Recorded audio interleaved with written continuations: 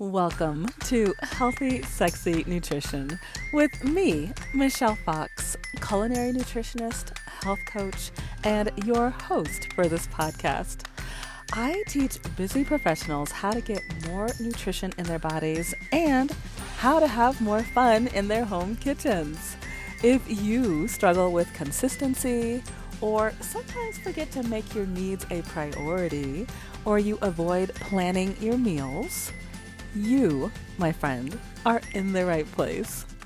Join me each week for inspiration to increase your energy, discover new recipes, manage your hormonal woes, and so much more.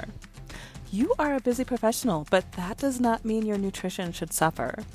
You deserve to live in a body and have a life that you love. So let's dig in.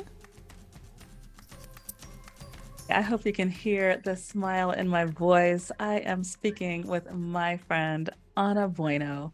And between the two of us, she is another bright light, shining the light on nutrition and whole body health. Today's conversation, we are going to chat how to conquer your unconscious eating habits. I know a lot of us this time of year have either worked on our New Year's resolutions and or just were a little extra conscientious starting in January. But now that we've had a little bit of time to have the weeks and the days go by, it might be time to re-look at some of those habits. And I think Anna is going to be the person to help us get back on track. And so just so you know who I'm talking to, I want to read her bio to you real quick. So Ana Bueno's passion for food came while she was a child helping her grandma. Her grandma shared with her the secrets and the magic of food, herbs, and spices from their Brazilian culture. Ana understood the value of food in its entirety and the role of empowerment to help cure diseases, treat symptoms, and calm the mind and soul. You can see why we've connected, right? Anna was able to integrate her passion for food, the entrepreneurial experiences she's had in hospitality and business, with her curiosity and her desire to learn. And this is what helped her to create Bueno Seeds Nutrition, with a concept to help nurture people from the inside out. She helps to support pillars for a healthy and an enjoyable life in each of her clients. The approach that she does use with her clients is through a holistic evaluation, understanding where they are at the moment of their lives, mentally, physically, and spiritually, and encouraging healthy eating with awareness along the way. So, welcome, Anna. It is so wonderful to have you here. Thank you. Thank you, Michelle, for having me. Thanks for inviting for this amazing podcast.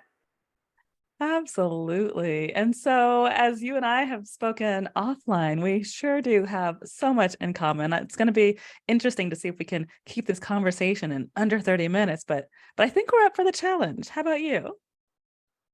Yes, absolutely. Who doesn't love a challenge? Yeah, to get things started, to warm you up and to actually bring a whole lot more fun to this conversation, and so that my community can get to know you, Anna, the person, a little bit better, I'd love to invite you to play what I call the rapid fire game. Are you open? Yes, I am open. Let's do it. All right. Would you say you are inbox 0 or inbox 10,000? Ooh, that is a very interesting question. I think I have a question for that question. Oh, this is a first. I'm leaning in. Tell me the question. What do you mean by 0 or a 10,000? Can you be more specific? Absolutely. Happy to. So when you're looking at your email, do you typically at the end of the day, is it your goal to make sure to answer everything and get everything out so that you start fresh in the morning, or do you kind of let the emails roll in so you have like 10,000 emails from like last year still in your Okay. inbox? Okay. So now that I get it better, I actually don't, I'm not able to stand seeing my emails full of emails.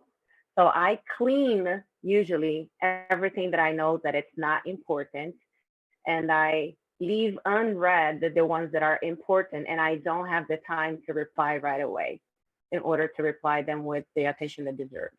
But so I think it will go in the middle. I like to clean everything out, but not necessarily I'll have the time to reply right away.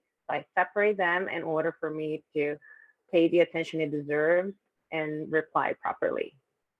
That is awesome. I have 3 teenagers, and your answer completely reminded me of them because my and I hope you take this with love. My husband and I have been raising our children on the Love and Logic program, and part of their theory is that you give children 2 choices, but both of the choices have to be something that you can live with or that you love.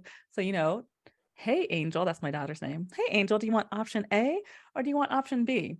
And 9 times out of 10, she will ask for option C. And so I've always admired that about her, and I sincerely admire that about you too. You're like, "No, I have my own answer for this." So, bravo. Oh my gosh, is that your Aquarius daughter? Yes. Oh, good point. Baby bears the line there. My aquarium friend and my Something, aquarian daughter. right? Oh yeah, yeah, yeah. I can totally relate to that. Creating a solution for, or an answer or another path. I think that it's a very airy sign to do.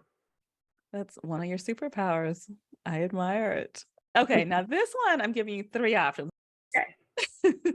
Sweet, salty, or savory?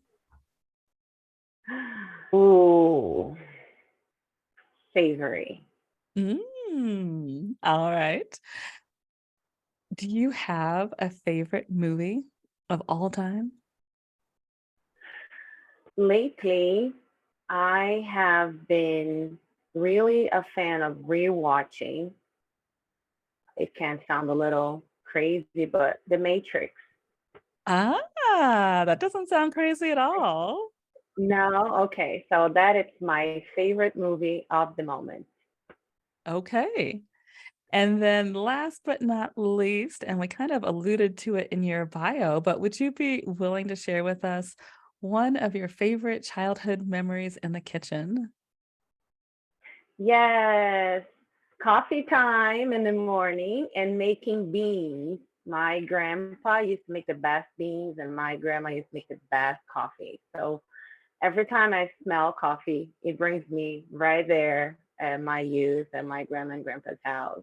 And every Mm. time I get to taste some beans, I remind immediately of my grandpa's as well. So that's very um, warm feeling in the heart. Oh, that is so special. And is this in Brazil? Yes, Um, this is in Brazil. Yeah, in Love my it. grandma's and grandpa's tiny house. Wow. Oh, wow. And what do you know what kind of beans that he loved making? Yeah, it's in Brazil. We just make regular beans, like either brown or black, whatever is available, and we soak them for at least 24 to 48 hours prior cooking and rinse them really well in order to remove all the toxins that may cause gut leak or gases or and then he would spice them up with lots of garlic and fresh pepper and bay leaves and paprika and just like let it simmer for a few minutes or perhaps even an hour. I don't recall very well. But the Oh, taste was just so good. It was almost like a bean soup. And we will put all the broth on top of the rice and we'll eat with whatever else was available at the moment. And it was just like so comforting, so delicious, so flavorful. It was the best food ever. Every time I make beans, automatically I think of that part of my life and it makes me happy. mm, that sounds so special. What a gift to have that type of cultural background and that experience with your family. How Yeah. amazing. Yeah. I actually feel very gifted and blessed to have lived the experience of having food made from scratch in my house. We barely bought anything. We even made our own soap, yogurt, ice cream, cheese.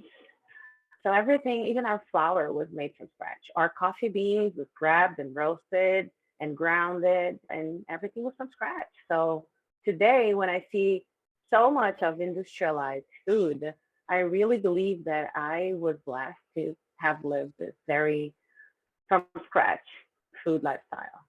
Oh my goodness, yes. And were you actually raised in Brazil for most of your childhood? Yes, I was raised in Brazil until I was 17 years old when I moved to United States. Oh, I'm so curious. Would you be willing to share some of that journey? Like how you ended up at Yeah, SecondAct Women's breakfast, how you and I met a few months back. yeah, absolutely. So I came from Brazil when I was 17 years old. That was 2001, and my mom was living in the country, and then I came to visit her and never left back to Brazil. I stayed and studied business, and then I fell in love with food aspects. After I left the hospitality industry, I really fell in love with the food aspects in nurture and decided to study nutrition. And then I moved to Denver and decided to create a network of mind-alike people. And because it was my second act as a woman, if not the third, I found the second act woman and decided to participate.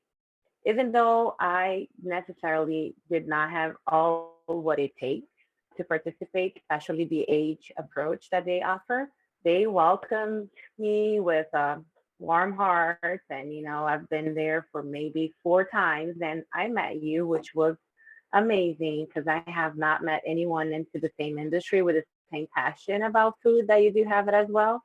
So it was really heartwarming again. And then thank you again for inviting me to be here with you at a podcast, sharing what we have in common, which is passion for food and health and wellness and delicious flavor and, excelling using food as part of the outcome. Absolutely. And my pleasure. How beautiful. I would actually love to now jump into our topic of the podcast episode, which is how to conquer your unconscious eating habits. I don't mind sharing with you that I am human. And so I know a lot about nutrition and I can preach it all day. However, as I mentioned earlier, I have children in the house. I also have a husband in the house who brings in sugar. And so, as you know, I do have a non negotiable rule where I won't buy the sugar. But if it's in my house, oh my goodness, it's a little tough for me to say no to sometimes. And so I do find myself unconsciously snacking sometimes. And so I have some ideas that I share with my clients, but feel free to use me as a guinea pig. Like, what are some of the tools you use to either avoid unconscious eating habits and or ways that you consult your clients on avoiding those unconscious eating habits? Yeah, that is such of an interesting topic, our unconscious mind, right? And everything that it brings with it and why it brings. And I think that the thing that I focus the most is to show my clients that we have unconscious thoughts and therefore we have unconscious actions. And if you are aware of that, it's a little bit easier to gain control over your conscious choices. So, in order for us, like you already do, to not fall off for the unconscious eating a sweet candy that you have in your pantry because someone else brought it in, it's how committed you are and why would you be, because it's okay not to be as committed as well, and open up yourself for a piece of sugar every now and then, why not? But then why would you eat something that you already know that it's not going to cause death in your body? You can choose to have a moment of indulgence and you can choose to eat that every day. So if you are choosing to have a moment of indulgence, that means you are giving your body time to heal. So it's okay to eat something that it's not super healthy if you are giving your body enough time to heal properly. And then you can choose. consciously to eat your indulgence without feeling guilt about it. I Does that make appreciate you sense? saying that. And as you're saying that, you're exactly right as far as for me and how I interpret that for my choices, because I can tell you I've been gluten-free for a little over 20 years now. And in the beginning, when I got my celiac diagnosis, I threw like a 2-year-old temper tantrum. I'm like, I can't believe you're taking my wheat away from me and my family gets to eat all this stuff. How come I can't? But then I realized, oh, well, what? It doesn't matter what anybody else is eating. I know that when I removed gluten from my diet, everything got better. My energy got better, my sleep got better, my moods got better. Oh, by the way, I lost 20 pounds in like 2 months, like almost overnight. It felt like the weight just melted off and I was a whole new woman. And so then the mindset shifted from it's not something that I can't have, it's something I don't want because I see how my life has improved. With that said, there's still that tiny piece in me that's still, after all these years, is still residual of, I've given up so much. I've given up the wheat. I've given up the dairy. I've given up the corn. Like, it's okay to have this, little Hershey's kiss. And it's in the moment that I'll pop it in my mouth. But then, of course, an hour later, I'm like, I'm sleepy. I'm groggy. I feel horrible. I get this little stomach bloat. And I'm like, why did I do that?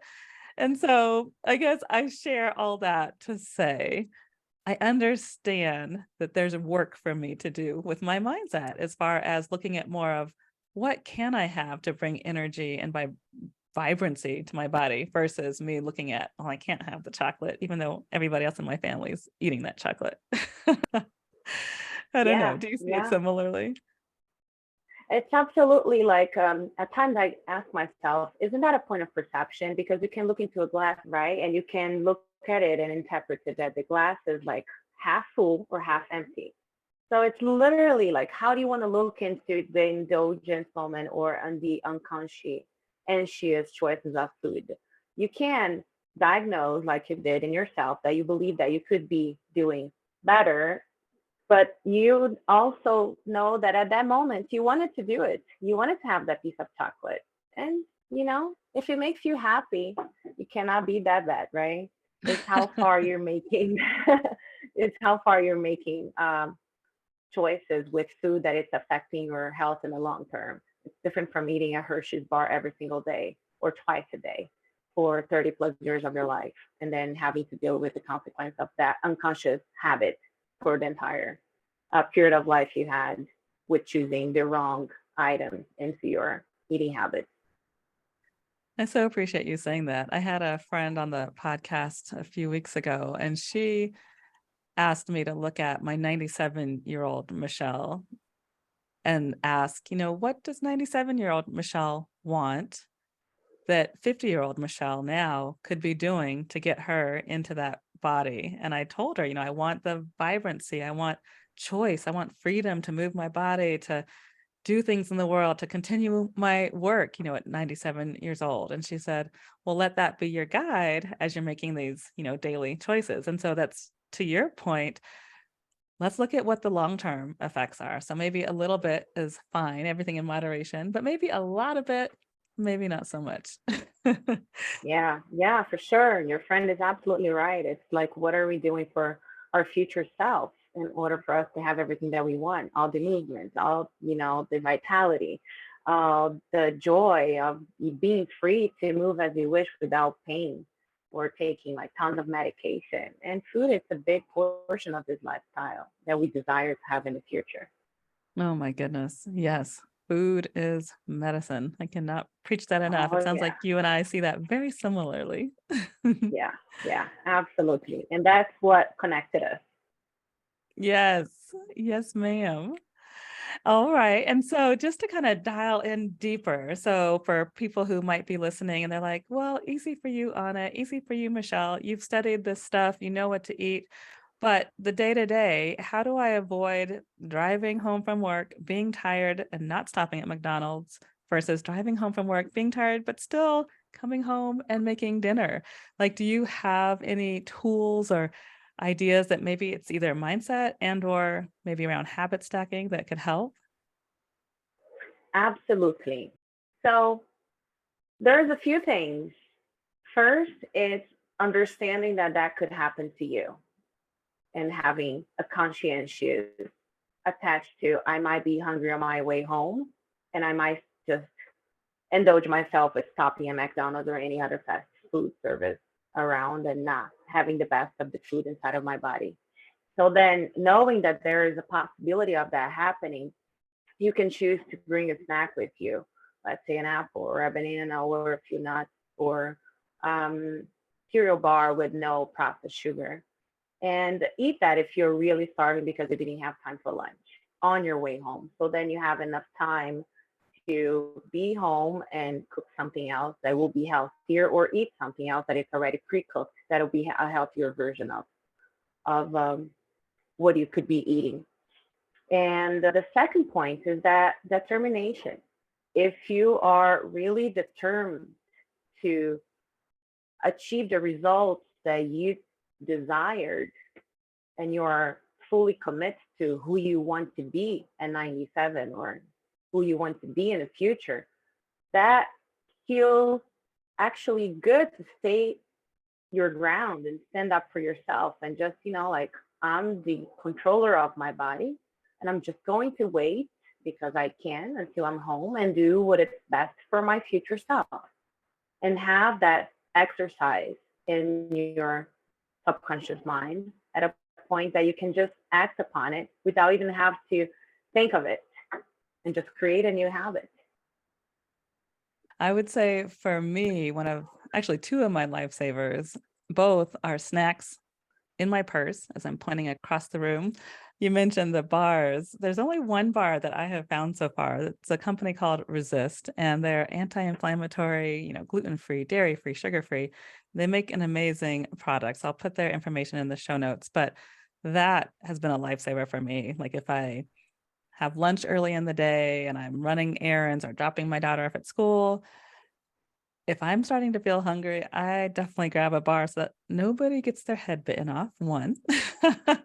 And then Yeah. 2, Chomps, they make an awesome meat stick, and you actually might be vegan, so we might differ there, but I'll ask you about that in a moment. But that actually helps to keep my blood sugar up as well, and so just having that easy to grab snack has helped me to kinda keep my blood sugar balanced. Right, right, right. That's good tips as well. And again, if it's working for you and it's helping prevent you from eating any other thing that will be more detrimental to your health, then yes, go for it and do it and adapt it and keep it going, keep it growing. I like that. Let's keep it going and keep it growing. That might be our new bumper Right. sticker. That works. So now speaking of that question with the veganism, are you a vegan or do you practice that? No, I'm not. I'm not Okay. vegan. And just by curiosity, do you actually know the difference between being vegan and plant-based? Yeah, well, I feel like so many terms and slogans get put out there, but I will tell you, I Mm. identify as plant-based slash plant forward. That's actually a new term I learned back in March was plant forward, which I loved because my food philosophy is that our plates need to be 80% plants, and then the 20% can be either the healthy carbs like buckwheat, quinoa, brown rice, or 20% meat protein. And so that's how I've been living the past 20 years or so. So I consider myself plant-based and or plant forward. But then I know like true vegans, they do believe in nothing animal. So they're gonna have, no leather and obviously no meat. But yeah, that's not quite my journey. Just because I do believe that all of our bodies are so unique. And another thing I've studied is the blood type diet. And I've learned that really only A types should be quote unquote allowed to eat veganism, if you want to say that, because A's produce less stomach acid, so they're not able to break down meat as well. But other than that, I truly believe balance is really brain supportive and health supportive. But I'm curious, how do you approach that? Yeah, no, it's you are very, very on top. So that's exactly why I don't consider myself vegan. I still have leather shoes that I purchased while I still ate meat, and I did not give up just because I don't eat meat anymore. And sometimes I get approached from people and say, you can say you're vegan because your shoe is leather or your purse is leather. And I'm like, you're right. I'm not, because this is part of who I was at one point in my life. And, I still carry it. I'm not going to throw it away just because I don't eat or purchase any other animal products these days. So I'm not vegan. I do believe that vegans are not necessarily healthy because vegans eat a lot of processed food, and processed food is known to not be a good option for our health in the long term. And in the other hand, a plant forward or a plant based diet, which is what I follow as my lifestyle since 2016 actually, is that a very small percentage of my diet. I would not say it's 20%. I would say it's like 5% or perhaps even 2%. I don't necessarily eat whole foods, but I do eat 98% or 95% of my diet. It's whole food. It's food from scratch. It's food that does not come in a package. I make everything and I make sure that all the nutrients that that food has, it will be absorbed the most by my body. Because the intention when I am eating for myself or helping my clients is to nurture their body. It's to give their body a break and my body a break from all the everyday inflammations that we put ourselves into it with our glass of wine or with the stress of every day, the cortisol levels up to the sky, like so many things cause us to be inflamed. And food can help reverse it. And I like using that as a leverage for myself and for my clients and show it to them that there is a way for you to balance things out and food can help you. And I love that you touched on the cooking from scratch. Like it's such a blessing that you had that beautiful foundation as a child. And it sounds like you're bringing that into your world now, because I completely agree with you. That's how we're going to get Yeah. more of the nutrients and the minerals if we're starting from scratch, because it really, ooh, don't get me going. I get so upset with all of the health washing, with all of the products on the shelves. And okay, deep breaths, deep breaths. Let me come back. But yes, I love that you are out here spreading the good word about plant-based and cooking from scratch, because we deserve to have the health and to feel good in our bodies. And that's one way to do it. Yeah, and thanks for saying that. And that's exactly why I start calling my business Bueno Seeds, because I believe I'm bringing the good, which is Bueno. And funny enough, it's my last name. The good seeds to people, back to people, like take ownership of your health, take ownership of learning how to cook a good meal.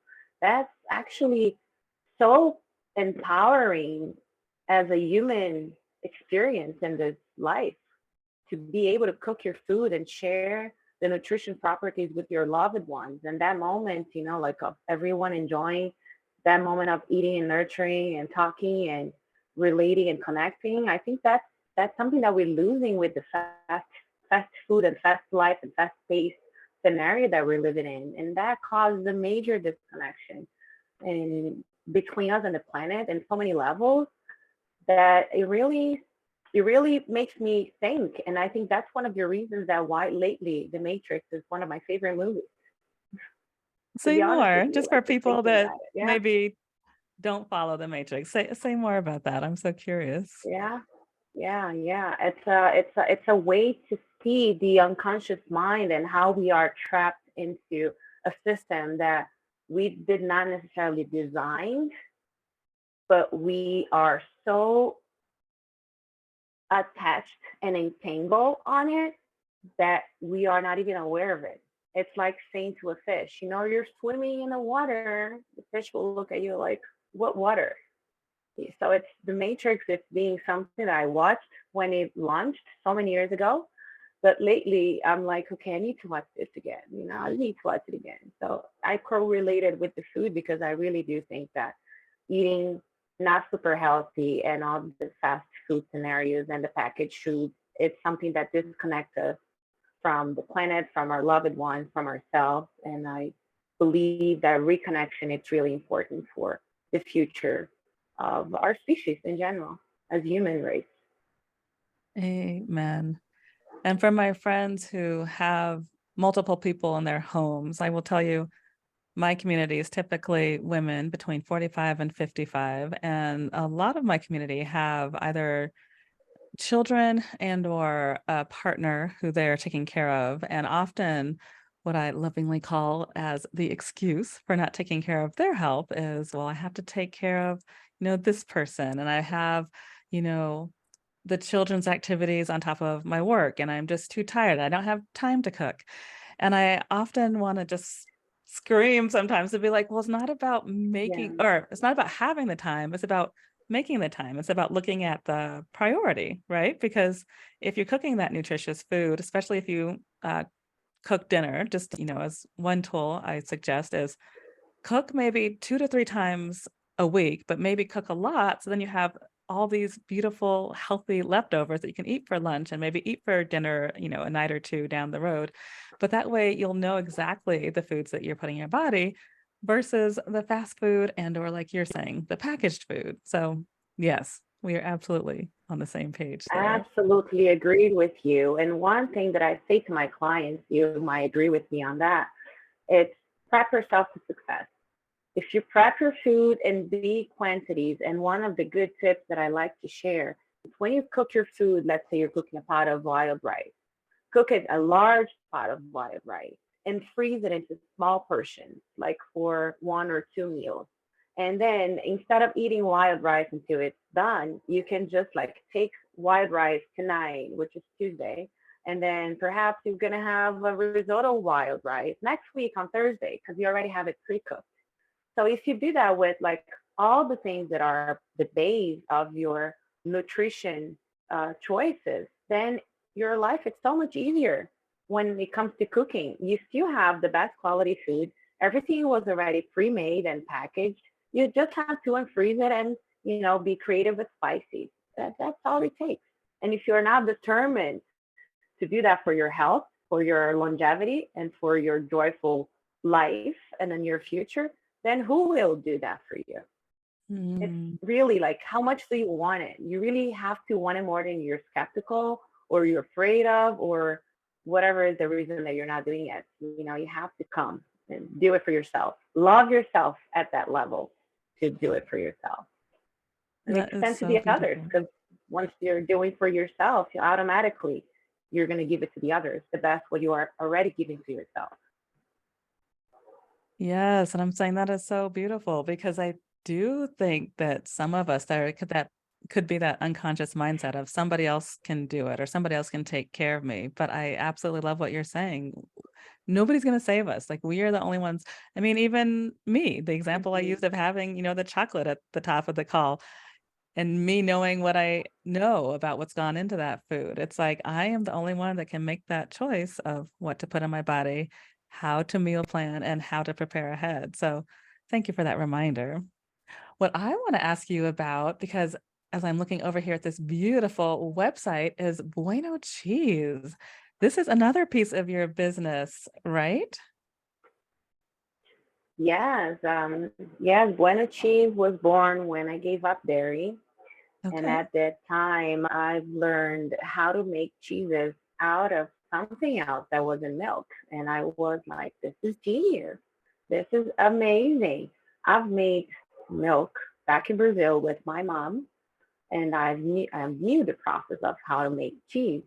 And being able to transmute that to, in this case, seeds, because I use cashew seeds, basmati rice, lemon, nutritional yeast, and sea salt and cultures to transform all of that into cheese. It's just like, what? So I started making it for myself. Friends and family really like it. And then they were like, you should sell this. And I was like, no. And they were like, yeah, you should sell this, because this is actually really good. So then I dived in Bueno cheese, and that's how a lot of other things unraveled after that, because then I really got into, okay, so let's focus on the nurture part of food. instead of just eating for the sake of the hunger. Let's eat for the sake of nurturing our body. So yeah, Mm. when the cheese hits, it's my baby. Oh, and I actually happen to be hungry right now. Just looking at these photos, I'm on your You Instagram have page to right try it. now, and I see one that looks like a blue cheese, and then maybe like a nutted seed cheese, and then some dill. Oh my goodness, I cannot wait. And we will definitely put all the Yeah. links in the show notes so other people can find you and enjoy these cheeses. Because I think I read it's gluten-free, dairy-free, sugar-free cheese. Yes, yes. It's gluten-free, dairy-free, sugar-free, cruelty-free. It's only good things in the cheese, and it's made to nurture again, and made to be enjoyed with friends and family as a snack on top of a salad, inside of a wrap with a glass of wine or tea, whatever makes you happy. That sounds amazing.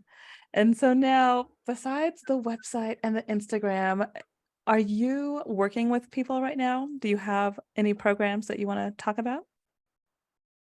I do. I am working with people. I consult people who are interested in excelling with their health eating habits and they just don't know exactly where to start from.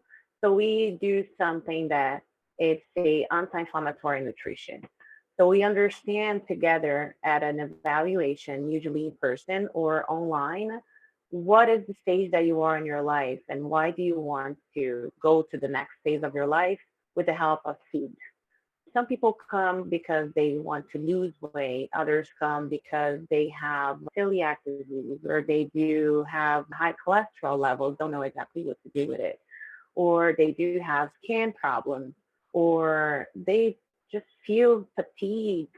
Any other issue that you might be feeling and it crosses your mind that food can help, they search for my work. And then we start to understand how inflamed their body is, how inflamed is their eating habits, and what can we do to reshape the way they're eating in order for them to feel better. Usually starts with a detoxification if they are into a eating habits that it's predominantly pro-inflammatory.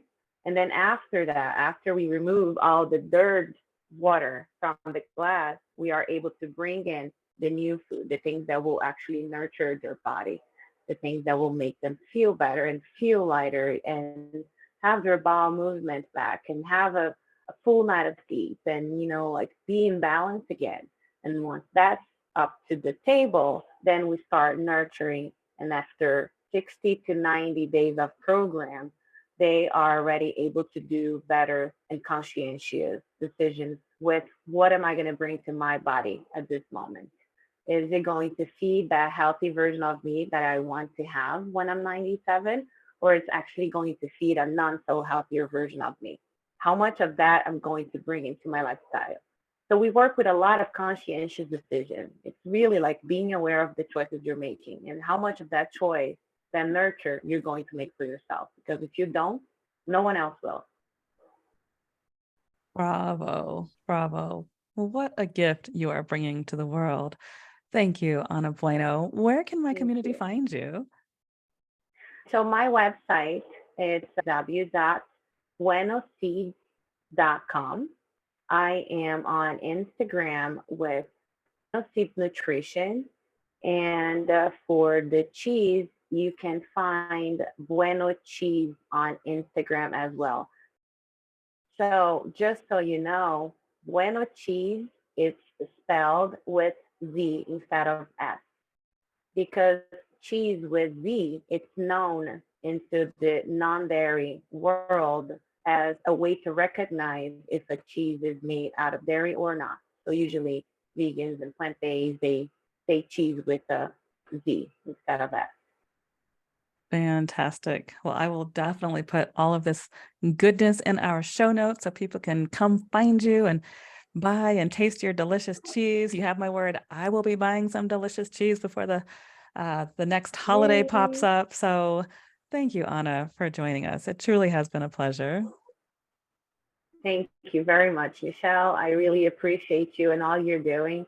And thank you one more time for the invitation to participate in your beautiful podcast. Will you help me out? I would be so honored for a review on one of your favorite podcast platforms because when you do that, it helps others to find us, and it truly will help my goal of building healthier communities one person at a time. I want to read one review that came in that just lights up my heart. This one came from Mark. Love Michelle's energy. Michelle has an incredible way of entertaining her audience while she educates everyone into making health a priority. I love her energy. Keep it up. Well, Mark, thank you. I love that you took a moment of your time to share your review. So, sincerely, thank you. So, if you too would be so kind as to leave your thoughts about this podcast, I would be sincerely grateful. It is also likely that I will give you a shout out on this podcast as well. I would love to read your review on the next episode. So again, go to your favorite podcast platform, leave a review, and you never know if you'll pop up. All right, talk to you soon. Thanks so much for listening to Healthy, Sexy Nutrition. Have you been driving, doing laundry, or walking around the neighborhood? Sweet! I've got show notes for you at michellefox.com/podcast. Click over there when you are ready. I will let you know that on the page you will find resources to support what you just learned on today's show. And of course, you can grab some health supportive freebies as well. If you enjoyed this episode, I would be so honored if you would leave a review on whichever podcast platform you are listening on.